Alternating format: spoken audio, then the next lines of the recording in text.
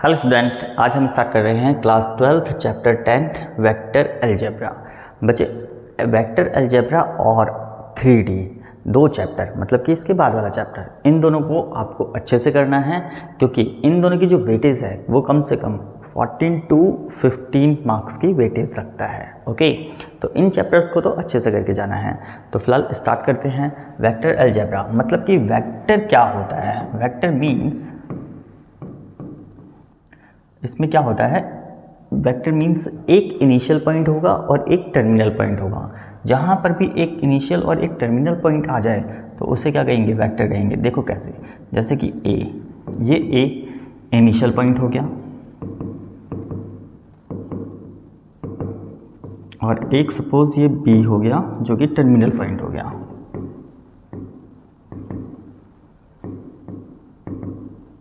Okay, initial point से terminal की तरफ अगर जाते हैं तो यहाँ से यहाँ तक कुछ ना कुछ डिस्टेंस होगा और एक डायरेक्शन होगा। ओके, इनिशियल पॉइंट से टर्मिनल पॉइंट की अगर जाते हैं तो वहाँ पर क्या होगा, एक इनिशियल पॉइंट होगा और ए से बी तक का कुछ ना कुछ डिस्टेंस होगा। तो अगर जिसमें डिस्टेंस और डायरेक्शन आ जाए तो उसे क्या कहेंगे, वेक्टर कहेंगे। अब यहाँ पर जो डिस्टेंस होता है उसको किससे रिप्रेजेंट करते हैं, मैग्नीट्यूड से। ठीक है, तो यहाँ पर क्या होगा, a quantity has a magnitude as well as direction, that is called vector. Okay, अब वेक्टर को रिप्रेजेंट कैसे करते हैं, जैसे ए से बी तक की साइड जा रहे हैं, ए से बी की साइड अगर जाते हैं तो यहाँ पर क्या आ जाएगा, ए बी वेक्टर, ए से बी की साइड जाना। और यहाँ पर ये जो मैंने एरो लगाया है ये डायरेक्शन को रिप्रेजेंट करता है। अब वेक्टर होता कैसा है, वेक्टर हमारा एक्स आई प्लस वाई जे और प्लस जेड के जैसा होता है। तो अभी देखेंगे ये बनता कैसे है। ओके, तो फिलहाल अभी हमें क्या देखना है, वेक्टर क्या होता है जिसमें मैग्नीट्यूड आ जाए और डायरेक्शन, ये दोनों क्वांटिटी अगर आती हैं तो वो क्या कहलाएगा, वेक्टर कहलाएगा। ओके, अब मैग्नीट्यूड क्या होता है,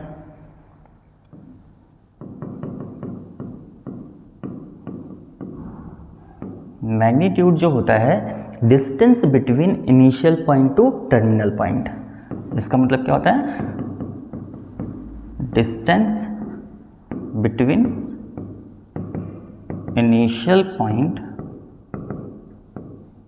to terminal point, that is called magnitude. और मैग्नीट्यूड को रिप्रेजेंट कैसे करते हैं, मतलब कि जैसे ए बी वैक्टर है तो ए बी वैक्टर का मैग्नीट्यूड दो वर्टिकल लाइंस के बीच में लिखा जाता है, क्योंकि डिस्टेंस कभी नेगेटिव नहीं होता तो एक तरीके से ये मोड को रिप्रेजेंट करता है। और इसका फॉर्मूला होता है under root of x square plus y square plus z square, मतलब कि इसके कंपोनेंट्स लिए जाते हैं, उनका स्क्वायर का root, that is called magnitude. एक तरीके से क्या होता है, ये डिस्टेंस फॉर्मूले के अकॉर्डिंग आता है। ओके, अब डायरेक्शन को इंडिकेट करते हैं किससे, एरो से।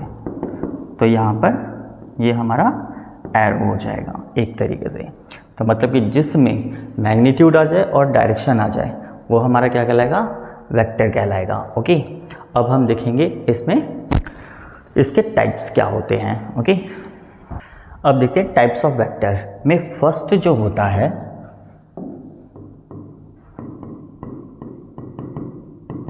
Position vector. पोजीशन वेक्टर क्या होगा, जिसमें एक इनिशियल पॉइंट हो और एक टर्मिनल पॉइंट हो। Only one initial point and one terminal point, that is called position vector.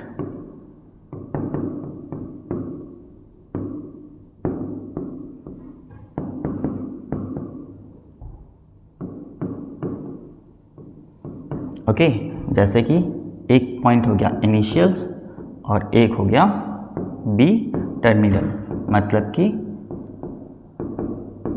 Initial point और ये हमारा terminal point. Okay, that is called position vector. Represent कैसे करेंगे? ए बी का vector, just like, that is called position vector. Okay, अब next देखते हैं। तो सेकंड यहां पर क्या होगा हमारा? Second zero vector. Zero vector मतलब क्या होता है? इसमें मैग्नीट्यूड हमारा जीरो होता है और डायरेक्शन नॉट डिफाइंड होता है।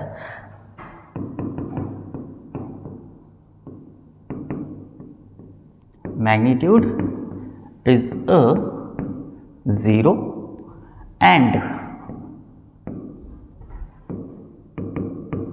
Direction is not defined. Okay, मतलब कि यहाँ पर मैग्नीट्यूड क्या होगा? वो ज़ीरो होगा और डायरेक्शन उसमें कहीं भी डिफाइन नहीं होगा। ओके, अब जैसे कि इसको समझने के लिए हम लेते हैं ए वेक्टर। ये हमारा पॉजिटिव वेक्टर हो गया और इसी को ही हम नेगेटिव लेते हैं। ठीक है, इन दोनों को अगर ऐड किया जाए, मतलब कि a vector plus minus of a vector, इन दोनों को ऐड करेंगे तो यहाँ पर क्या हो जाएगा? प्लस माइनस माइनस हो जाएगा। A minus a vector is equal to zero vector लिखेंगे। ठीक है, यहाँ पर क्या लिखेंगे? Zero vector. अगर तुमने ऐसे लिखा तो ये गलत होता है। ओके, तो यहाँ पर ज़ीरो वेक्टर इस तरीके से रिप्रेजेंट करना है, ऐसे नहीं होगा। तो ज़ीरो वेक्टर में क्या नहीं होता? ज़ीरो वेक्टर में मैग्नीट्यूड ज़ीरो होता है और डायरेक्शन नॉट डिफाइंड होता है। ओके, तो ये चीज़ ध्यान रखनी है। ओके, तो इसी के साथ हमारा जीरो वेक्टर कंप्लीट होता है। अब नेक्स्ट देखते हैं। नेक्स्ट होता है हमारा unit vector, third. Unit vector पे मैग्नीट्यूड हमेशा 1 होगा। Okay, 1।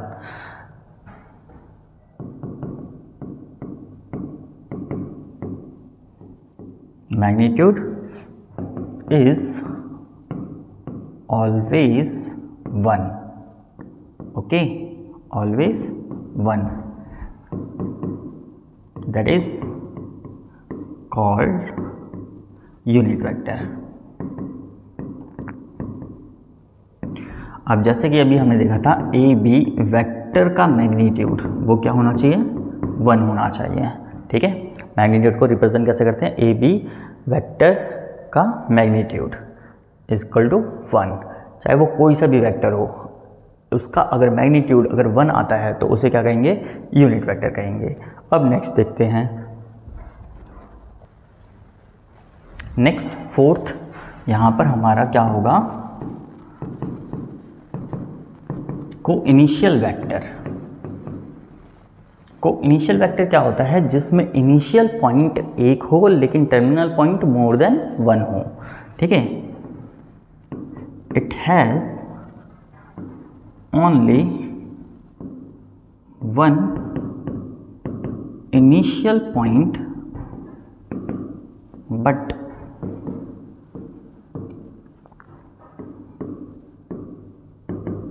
terminal point is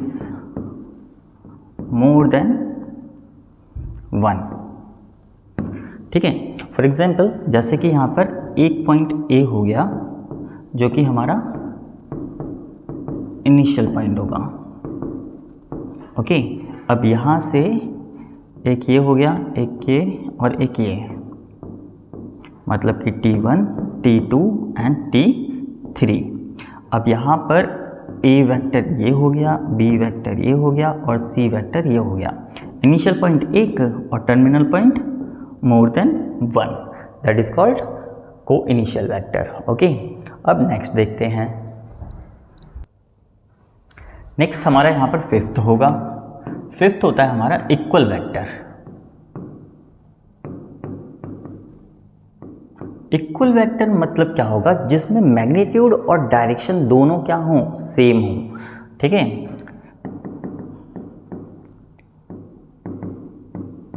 magnitude and direction both are same, that is called equal vector.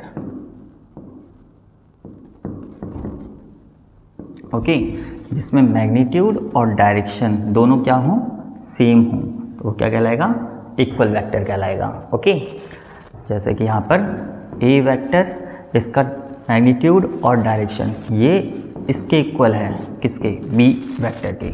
अगर दोनों का डिस्टेंस और डायरेक्शन दोनों सेम है तो वो क्या कहलाएगा, इक्वल वेक्टर। ओके, तो नेक्स्ट देखते हैं सिक्स्थ हमारा है कोलिनियर वेक्टर।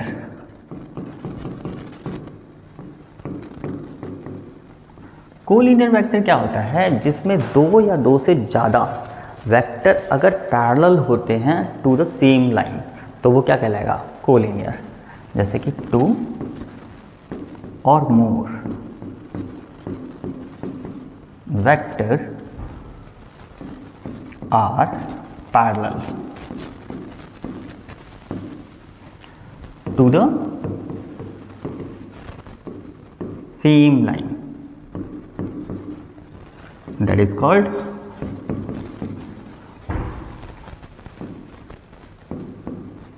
Collinear vector.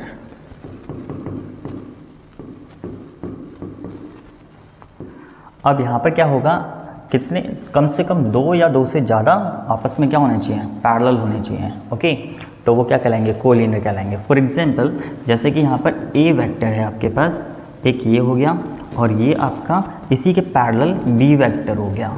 ठीक है, तो ये दोनों आपस में क्या कहलाएंगे, कोलिनियर वेक्टर कहलाएंगे। और इसको रिप्रेजेंट कैसे करेंगे, जैसे बी वेक्टर का डिस्टेंस सपोज 2 है और इसका डिस्टेंस 1 है, तो यहाँ पर क्या हो जाएगा, ए वेक्टर, और जो इसका डिस्टेंस इक्वल कर सके, जैसे कि इसमें अगर मैं 2 से मल्टीप्लाई करा दूँ, अगर ये 2 है, ठीक है, तो 2 से अगर मल्टीप्लाई करा दूँ तो वो इसके बराबर तक हो जाएगा। तो 2 मतलब यहाँ पर लैम्डा से रिप्रेजेंट करेंगे, तो मतलब कि जो भी क्वांटिटी इसमें मल्टीप्लाई हो रही है उसको हम क्या कहेंगे, स्केलर।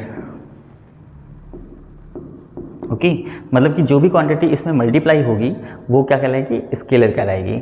अगर अदर वर्ड्स में कहें तो जैसे कि ये एक लाइन हो गई, एक ये ए पॉइंट और यहाँ पर बी पॉइंट और ये सी पॉइंट, मतलब कि A B vector plus B C vector is equal to A C के हो जाए, तो ये भी क्या कहलाएगा, कोलिनियर वेक्टर कहलाएगा। ओके, तो यहाँ पर हमारा कोलिनियर कंप्लीट होता है। अब हम नेक्स्ट देखेंगे। Next negative vector, 7th।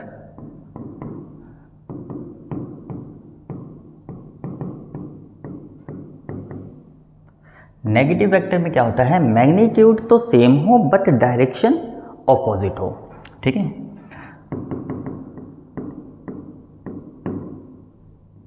Magnitude is same but direction is opposite, that is called negative vector. For example, जैसे कि मान लो यहाँ पर एक इनिशियल पॉइंट हो गया ए और एक यहाँ पर टर्मिनल पॉइंट हो गया सपोज बी। ठीक है, अब यहाँ पर अगर ए से बी की साइड जाए, मतलब कि मान लो ये आपका होम हो गया और ये पॉइंट स्कूल हो गया। ओके, अब घर से अगर स्कूल की साइड जाओगे तो यहाँ पर जब बनेगा तो ए बी वेक्टर बनेगा। ओके, ए से बी की साइड जा रहे हैं। ओके, अब यही चीज़ अब स्कूल में तो होगे नहीं, स्कूल से वापस घर भी जाओगे तो यहाँ पर क्या रिप्रेजेंट होगा, बी से ए की तरफ हो जाएगा, तो ये डायरेक्शन जो हुआ वो अपोजिट हो गया, तो यहाँ पर मतलब कि बी ए बना। ठीक है, बी ए, अब यहाँ पर अपोजिट डायरेक्शन हुआ तो इसको हम कैसे रिप्रेजेंट कर सकते हैं, ए बी वेक्टर माइनस का, जो कि यहाँ पर फिर A B vector is equal to minus of A B कहलाएगा। ओके, तो नेगेटिव वेक्टर में क्या होता है, मैग्नीट्यूड तो सेम हो बट डायरेक्शन यहाँ पर ऑपोजिट हो, तो यहाँ पर ये क्या कहलाएगा, नेगेटिव वेक्टर कहलाएगा। तो इसी के साथ हमारे वेक्टर कंप्लीट होते हैं। अब इसके कंपोनेंट देखेंगे। Next topic, component of a vectors. Components of a vector पे क्या होता है इसको समझते हैं हम डायग्राम से।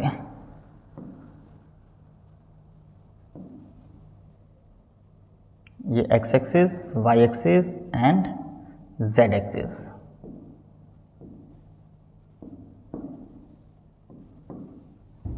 ठीक है, अब यहाँ पर क्या होता है, यहाँ पर इस पे पॉइंट्स होंगे कुछ इस तरीके से, जिनको हम रिप्रेजेंट करेंगे यहाँ से यहाँ तक का डिस्टेंस, मतलब कि O ये हमारा x, ठीक है, ये हमारा y हो जाएगा और ये z हो जाएगा।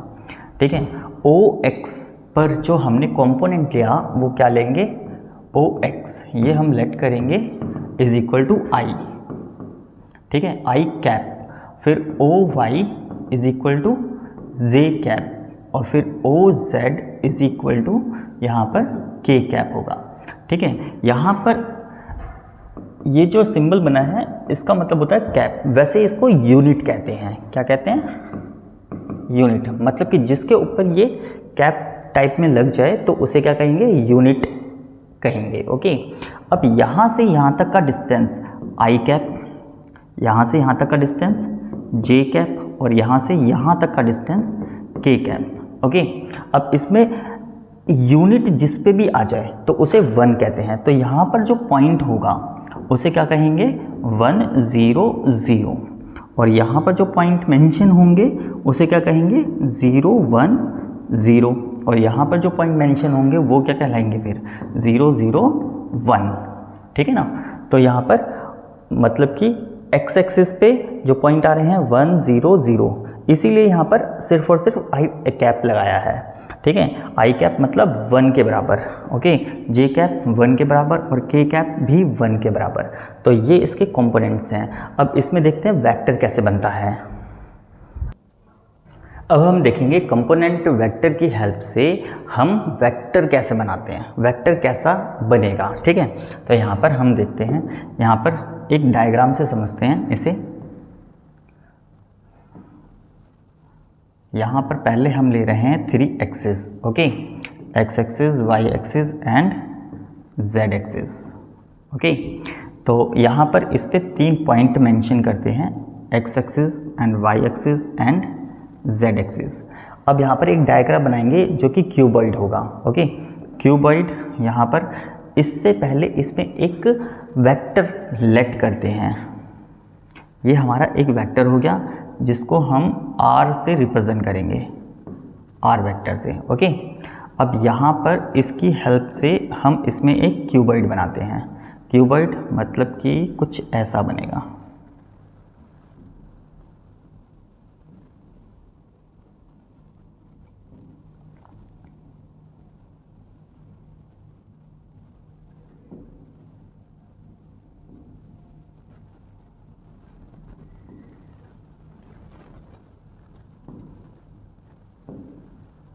कुछ इस तरीके से। और क्यूबॉइड की हर एक अपोजिट साइड आपस में क्या होती हैं, इक्वल होती हैं, और हर एक कोने पर 90 डिग्री का एंगल बनाती हैं। ओके, तो यहाँ पर इसको रिप्रेजेंट करते हैं O Q, ये हमारा P, इसको S और इसको P1 से, और ये हमारा R हो गया। अब ये जो P वेक्टर था ये हमारा क्या होगा, x y एंड z, मतलब कि यहाँ x एक्सिस पे x, y एक्सिस पे y, कुछ ना कुछ डिस्टेंस होगा, मतलब कि 2 4 6 लाइक इस तरीके से, z एक्सिस पे इसलिए z लिया है। ओके, अब इस पे रिप्रेजेंट करें तो यहाँ पर हमारा क्या होगा, x i होगा, o s मतलब कि y एक्सिस पे क्या आ जाएगा, y j हो जाएगा, z एक्सिस पे z k हो जाएगा। ओके, अब यहाँ पर देखो जैसे कि o q पे हमने क्या लिया, o q हमारा हुआ यहाँ पे एक्स आई। ओके, ऐसे ही ओ एस जो है, O S vector is equal to, अब देखो क्यू पी वन, अब ये साइड और ये साइड आपस में इक्वल होगी क्योंकि क्यूबॉइड की हैं। ओके, तो यहाँ पर क्या हो जाएगा, क्यू और P one vector is equal to Y J हो जाएगा। ओके, इसी तरीके से ओ आर वेक्टर किसके इक्वल होगा? अब इसकी ये वाली साइड आपस में इक्वल होगी क्योंकि क्यूबॉइड की है, तो यहाँ पर P and P1 is equal to ZK हो जाएगा इस तरीके से। अब ये जो पॉइंट है ये P है। ओके,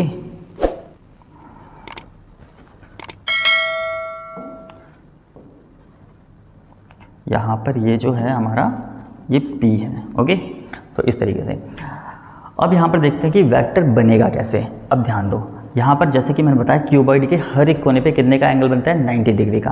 तो मैं एक लाइन ड्रॉ कर रहा हूँ कुछ यहाँ से इस तरीके से, जो कि एंगल बनाए कितने का? 90 डिग्री का, और एक एंगल यहाँ बनेगा 90 डिग्री का। ओके, तो यहाँ पर कुछ इस तरीके से।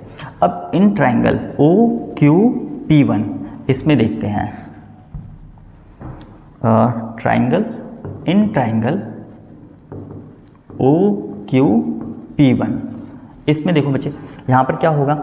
यहाँ पर 90 एंगल बन रहा है, तो ये वाली साइड और ये वाली साइड, इन दोनों का सम इसके सम के मतलब कि इनके सम के इक्वल होगा। ओके, पाइथागोरस थ्योरम के अकॉर्डिंग।